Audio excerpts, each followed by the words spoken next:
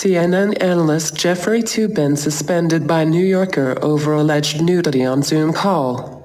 The New Yorker has suspended reporter Jeffrey Toobin. He exposed himself during a Zoom call last week between members of the New Yorker and Nike Radio. Toobin said, "I apologize to my wife, family, friends and co-workers," Toobin said in a statement to Motherboard. "I believe I was not visible on Zoom. I thought no one on the Zoom call could see me. I thought I had muted the Zoom video." Jeffrey Toobin has been suspended while we investigate the matter. Toobin hasn't tweeted since October 13th, and that his most recent on-air CNN appearance was Saturday, though he may not be seen again anytime soon.